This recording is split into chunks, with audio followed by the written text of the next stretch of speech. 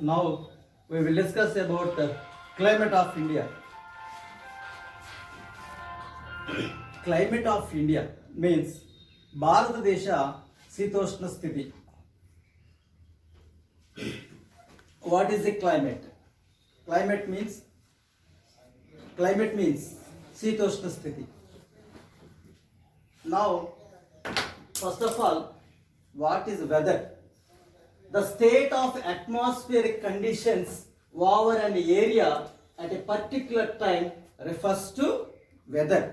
ఒక నిర్దిష్టమైనటువంటి సమయంలో ఒక నిర్దిష్టమైన ప్రాంతంలో ఉండేటువంటి పరిస్థితులను వెదర్ అని మనం అంటే వాతావరణంలో ఉండే పరిస్థితులను ఒక నిర్దిష్ట సమయంలో ఒక ప్రాంతంలో ఒక క్రమానుగతంగా వాతావరణంలో ఉండేటువంటి పరిస్థితులను వెదర్ అని మనం రెఫర్ చేయొచ్చు. Then these weather conditions fluctuate very often even in a short time. అంటే ఆ సమయంలో ఆ పరిస్థితిలో ఆ ప్రాంతంలో ఉండేటువంటి ఈ యొక్క వాతావరణం అనేటువంటిది షార్ట్ టైంలోనే విపరీతమైనటువంటి పరిస్థితులకు దారితీసేటువంటి సిచ్యువేషను ఈ యొక్క వెదర్ కండిషన్స్ ఉంటుంది. అంటే వెదర్ ఆ టైంలో ఎప్పటికప్పుడే అంటే షార్ట్ టైంలోనే అది పరిస్థితులు తీవ్రంగా ఒక్కసారి క్లౌడ్స్ తీవ్రంగా వచ్చేయచ్చు, లేదా ఎండ తీవ్రంగా ఉండొచ్చు. ఆ టైము ఒక నిర్దిష్టమైన సమయంలో అప్పటికప్పుడు అది చేంజ్ అయిపోవచ్చు. క్లైమేట్ మీన్స్ శీతోష్ణ స్థితి. Climate refers to such conditions over a large area.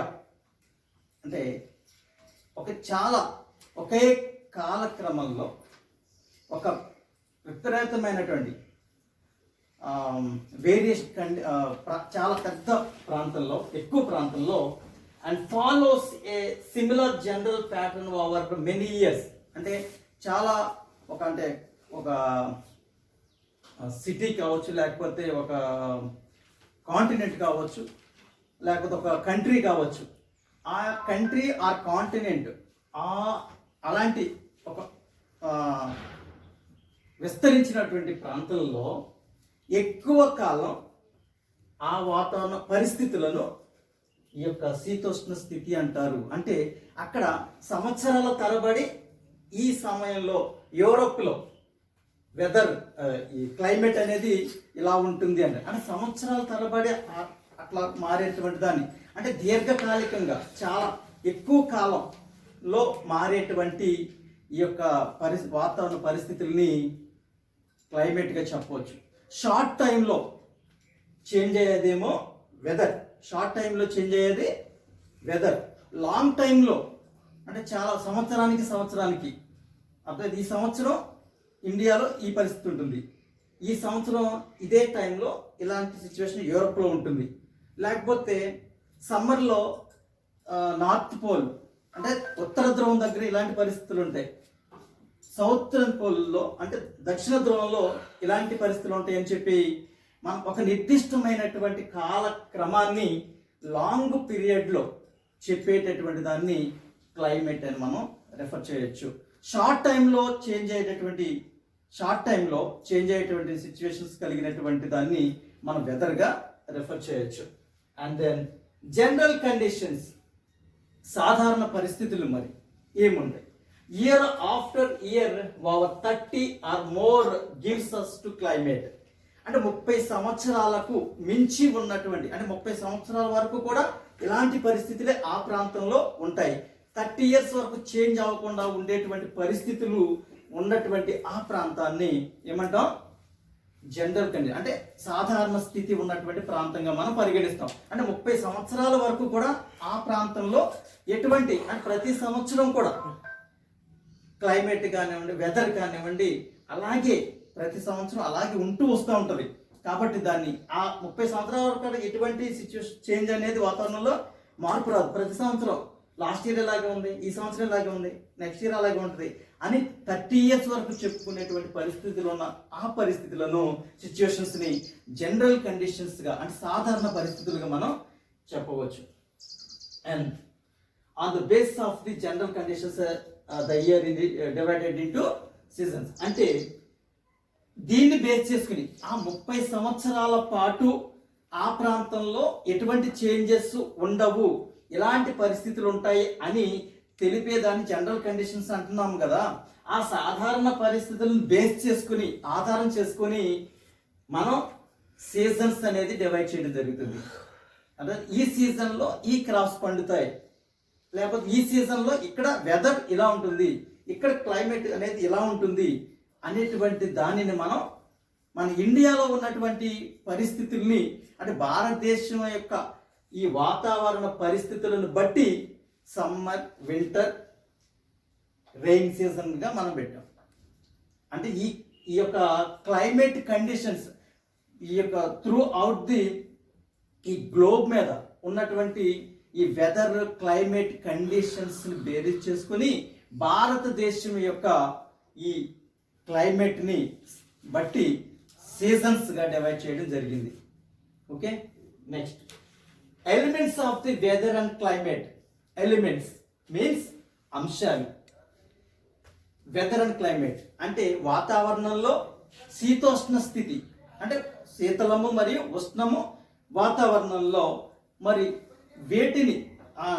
వీటిని ఏ అంశాలు ప్రభావితం చేస్తాయి, మరి వేటిని బట్టి ఈ యొక్క వెదర్ అండ్ క్లైమేట్ మారుతుంది అంటే ఈ వాతావరణాన్ని ప్రభావితం చేసేటటువంటి చేంజ్ అవ్వడానికి కారణం అయ్యేటటువంటి ఏంటంటే అవి అంశాలు ఏంటంటే ఎలిమెంట్స్ ఏంటంటే టెంపరేచర్.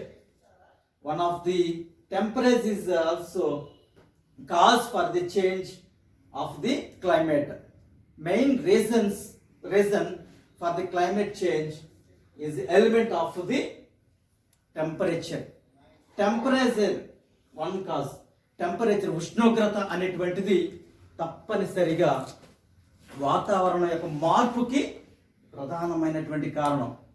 ఓకే, కూల్ అయితే వాతావరణం ఈ ఉష్ణోగ్రత బాగా విపరీతంగా ఉంది అంటే చెట్లు లేకపోవటం, భూమి వేడెక్కి వాతావరణం వేడెక్కడం, అంతా కూడా వర్షాలు పడకపోవటం అనేటువంటిది, దీన్ని బట్టి ఆ యొక్క వెదర్ క్లైమేట్ అనేది చేంజ్ అవుతుంది. టెంపరేచర్ ఉష్ణోగ్రత one of the reason. And then atmospheric pressure. Atmospheric pressure means వాతావరణ పీడనం. భూమి మీద ఉద్గారాలు, వేస్ట్ మెటీరియల్స్, ప్లాస్టిక్ కానివ్వండి, పెట్రోల్ ఫ్యూయల్స్ మండించడం ద్వారా కానివ్వండి, లేకపోతే వ్యర్థాలని రిలీజ్ చేసేటువంటి ఫ్యాక్టరీస్ వల్ల కానివ్వండి, వీటి వల్ల మన వాతావరణంలో ఉండేటువంటి 18 కిలోమీటర్స్ మధ్య మన యొక్క ట్రోపోస్ఫియర్ ఉంది. Okay, already learn in the 9th class. Spheres, stratosphere. Okay, ఈ స్ట్రాటోస్ఫియర్ దీనిలోనే ఆక్సిజన్ ఉంటుంది. ఓకే, ఈ ఆక్సిజన్ ఉండేటువంటి ఈ స్పియర్లో ఇట్లాంటి చేంజెస్ అనేది ఎలాంటి చేంజెస్ ఉంటాయి? అట్మాస్ఫియరిక్ ప్రెజర్ అంటే ఆ వాతావరణంలో ఉండే పీడనం, గాలి ప్రసరణ బాగా దుమ్ము ధూళితో ఉందనుకోండి, దుమ్ము ధూళితో ఉంటే ఏమవుతుంది? గాలి తక్కువగా ప్రసరిస్తుంది. వాతావరణం క్లీన్గా ఉందనుకోండి, ఈ దుమ్ము ధూళి ఏమీ లేకుండా క్లీన్గా ఉంటే గాలి యొక్క వేగం వేరే ఎక్కువగా ఉంటుంది. అది దానికి ఈ అంశాలు ఈ యొక్క క్లైమేట్ని కానివ్వండి, వెదర్ని కానీ ప్రభావితం చేసేటటువంటి అంశాలు టెంపరేచర్ ఉష్ణోగ్రత, అట్మాస్ఫియరిక్ ప్రెజర్ అంటే వాతావరణ పీడనం, అండ్ విండ్ గాలి కూడా ఈ యొక్క క్లైమేట్ని వెదర్ని చేంజ్ చేసేటటువంటి అవకాశం ఉంది. అలాగే హ్యూమిడిటీ, గాలిలో on the surface of the earth భూమి పైన ఉండేటువంటి హ్యూమిడిటీ, తేమ కూడా ఆ యొక్క వాతావరణంలో ఉన్నటువంటి సాధారణమైన ఆ పరిస్థితిని చేంజ్ చేసేటువంటి అవకాశం ఉంది. Then precipitation, one of the cause for the change of the climate or weather is precipitation అంటే వర్షపాతం. వర్షపాతం కూడా అక్కడ క్లైమేట్ని ఆ యొక్క వెదర్ని చేంజ్ అయ్యేటువంటి అంశాల్లో ఒక అంశం.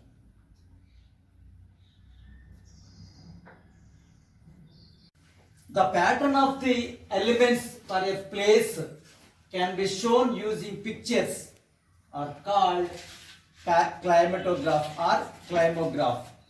The pattern of the elements for a place, particular place లో వాతావరణ పరిస్థితులను క్యాలిక్యులేట్ చేసి ఒక దాని మీద ఒక గ్రాఫ్గా గీస్తే, అంటే వాతావరణ పరిస్థితులు అంటే వర్షపాతాన్ని కానీ లేక వాతావరణ పీడనాన్ని కానీ లేక ఈ ఎలిమెంట్స్ ఏమైతే ఉన్నాయో వర్షపాతాన్ని కానీ ఉష్ణోగ్రతలు కానీ మనం క్యాలిక్యులేట్ చేసి ఒక గ్రాఫ్గా గీస్తాం. దాన్ని ఆ గ్రాఫ్గా చూపించేటువంటి దాన్ని పిక్చర్స్ని, ఆ చిత్రాలను గీసేటటువంటి దానిని ఏమంటారంటే క్లైమటోగ్రాఫ్ ఆర్ క్లైమోగ్రాఫ్ అని అంటామన్నమాట.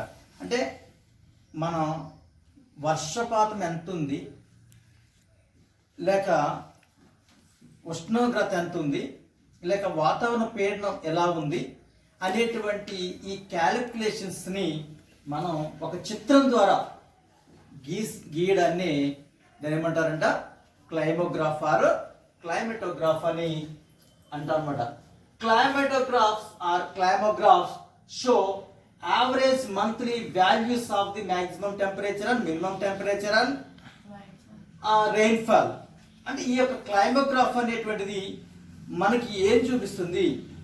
క్లైమోగ్రాఫ్స్ అనేటువంటివి ఆ క్యాలిక్యులేషన్స్ అనేది దేన్ని చూపిస్తుంది అంటే మాక్సిమం టెంపరేచర్, అధికమైనటువంటి ఉష్ణోగ్రతలు ఎంత ఉన్నాయి, మినిమం టెంపరేచర్ అత్యల్ప ఉష్ణోగ్రతలు ఎంత నమోదైనవి, అలాగే ఆ ప్రాంతంలో లేదా ఏ ప్రాంతంలోనైనా రెయిన్ఫాల్ అంటే వర్షపాతం అనేటువంటిది ఎంత ఉంది అనేటువంటి వాటిని మన చిత్రం ద్వారా చూపించే వాటిని ఏమంటారంట క్లైమోగ్రాఫ్ ఆర్ క్లైమటోగ్రాఫ్ అని అంటారు. ఫర్ ఎగ్జాంపుల్ ఢిల్లీని చూసుకున్నట్లయితే, ఎందుకంటే high altitude or latitude, high latitude అంటే అత్యంత అంటే సముద్ర మట్టానికి లేదా సముద్రం పై లెవెల్కి మనం ఏవైనా సరే ఎత్తులను దేంతో కొలిసి చూస్తారని అంటే సముద్ర మట్టానికి అంటే సముద్రం పై పొర ఉంటుంది కదా, ఆ పై పొర ఉన్నటువంటి అక్కడ నుంచి ఎత్తైనటువంటి ప్రదేశాలను కొలుస్తారంట. సముద్రం పైనేమో జీరోగా తీసుకొని అది ఎంత ఎత్తున్నాయో వాటిని సముద్రం నుంచి కొలుస్తూ ఉంటారు. ఆ విధంగా ఢిల్లీని ఆ ఎత్తైనటువంటి ప్రదేశంలో దాని యొక్క పరిస్థితులు అక్కడ ఎలాంటి ఉష్ణోగ్రతలు నమోదవుతూ ఉంటాయి, వర్షపాతం ఎలా ఉంటుంది అనేటువంటి ఈ క్లైమోగ్రాఫ్ ద్వారా మనం చూద్దాం. జనవరి 21 degrees మ్యాక్సిమం టెంపరేచర్ ఉంటుంది, మినిమం టెంపరేచర్ 6 degrees సెల్సియస్ ఉంటుంది. టెంపరేచర్ని డిగ్రీస్ సెల్సియస్లో కొలుస్తారు, వర్షపాతాన్ని మిల్లీమీటర్లో కొలుస్తారు. జనవరిలో ఎంత ఉంటుంది, ఫిబ్రవరిలో వచ్చేసి 23 degrees 18 degrees ఉంటుంది. అలాగే 15 degrees మిల్లీమీటర్ వర్షపాతం ఫిబ్రవరిలో నమోదవుతుంది. మార్చిలో 31 degrees సెల్సియస్ ఉంటుంది. అలాగే 12 degrees మినిమం ఉంటుంది. 25 మిల్లీమీటర్ల వర్షపాతం నమోదవుతుంది. అలాగే ఏప్రిల్లో 37 degrees హై టెంపరేచర్ అత్యధిక ఉష్ణోగ్రత నమోదవుతుంది. అత్యల్పం అనేటువంటిది 21 degrees సెల్సియస్ నమోదవుతుంది. 25 మిల్లీమీటర్ల వర్షపాతం అనేది నమోదవుతుంది. మేలో వచ్చేసరికి మే మంత్ చూసినట్లయితే 41 degrees సెల్సియస్ నమోదవుతుంది. అలాగే 25 degrees మినిమం టెంపరేచర్ అనే సెల్సియస్ అనేటువంటిది నమోదవుతుంది. అలాగే వర్షపాతం వచ్చేస్తుంది 80 mm అంటే 80 మిల్లీమీటర్స్ అనేది నమోదవడం జరుగుతూ ఉంటుంది. ఈ విధంగా అలాగే June 40 maximum temperature, minimum temperature 26, 170 millimetre అంటే జూన్లో అక్కడ వర్షం అనేటువంటిది ఎక్కువ అత్యధికం ఉంటుంది. అలాగే జూలైలో వచ్చేసరికి 35 అత్యధికం, 25 degrees అత్యల్పం, 199 మిల్లీమీటర్ల వర్షపాతం అత్యధిక వర్షపాతం నమోదవుతుంది ఆగస్టులో వచ్చేసరికి. అలాగే సెప్టెంబర్లో వచ్చేసరికి 32 degrees అత్యధికం ఉంటుంది, ఉష్ణోగ్రత ఉంటుంది. 23 degrees సెల్సియస్ అత్యల్పం ఉంటుంది. 12 మిల్లీమీటర్లు 171 మిల్లీమీటర్ల వర్షపాతం నమోదవుతుంది. అలాగే 33 అక్టోబర్లో 33 డిగ్రీస్ 18 డిగ్రీస్ మినిమము 5 మిల్లీమీటర్లు అత్యల్పమైన వర్షపాతం నమోదవుతుంది.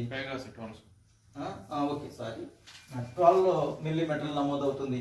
అలాగే నవంబర్ వచ్చేసరికి 27 అత్యధికం, 12 అత్యల్పం, అలాగే 5 మిల్లీమీటర్ల వర్షపాతం అనేటువంటిది నవంబర్లో అత్యల్పమైన వర్షపాతం నమోదవుతుంది. డిసెంబర్లో వచ్చేసరికి 22 అత్యధికమైన ఉష్ణోగ్రత, 7 మినిమం ఉష్ణోగ్రత, అలాగే 14 మిల్లీమీటర్లు అనేటువంటిది వర్షపాతం అనేటువంటిది చూస్తుంది. ఈ విధంగా చూసినట్లయితే ఇక్కడ వన్ సైడ్ ఏమో మనకి గ్రాఫ్ చూసినట్లయితే క్లైమేట్ గ్రాఫ్, దీన్ని కనుక బేసిక్ గ్రాఫ్గా గీసినట్లయితే ఈ బార్ కడ్డీలుగా వీటిని వర్షపాతాన్ని చూపించాం.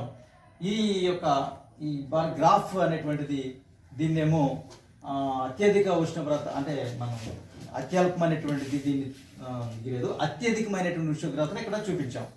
అత్యధికమైనటువంటి ఉష్ణోగ్రతలో చూసినట్లయితే ఇక్కడ ఉన్నటువంటి దాన్ని చూసాం. చూడండి జనవరిలో మనం రెయిన్ఫాల్ చూసుకున్నట్లయితే జనవరిలో ఎంత ఉందమ్మా?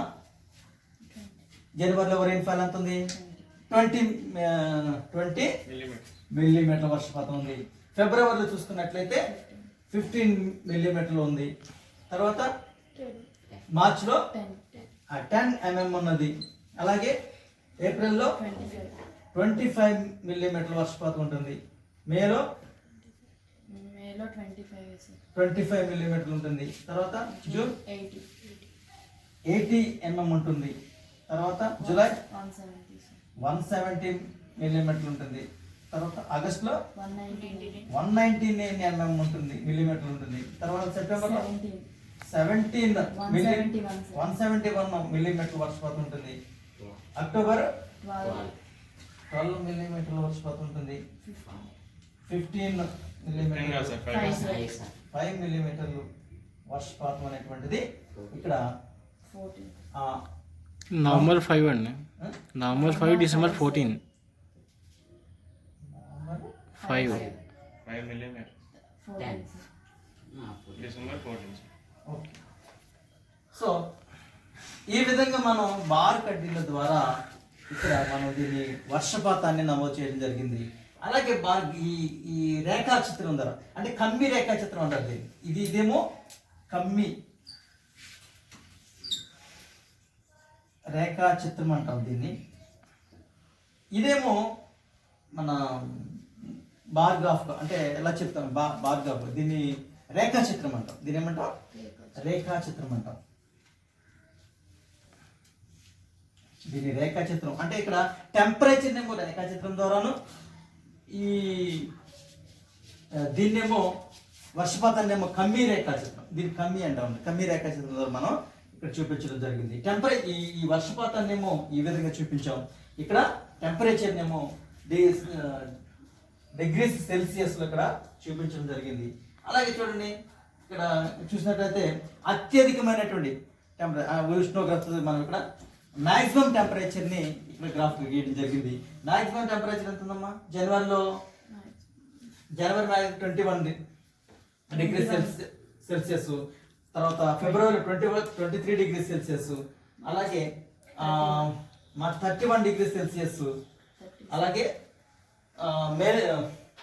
మార్చిలో 31, ఏప్రిల్ 37, మేలో 41, జూన్ 40, జూలై 35, ఆగస్ట్ 33, సెప్టెంబర్ 32, తర్వాత October 33, November 27, December 22 degrees maximum టెంపరేచర్ని చూసినట్లయితే ఈ విధంగా మనం ఇట్లా గీయడం జరుగుతుంది.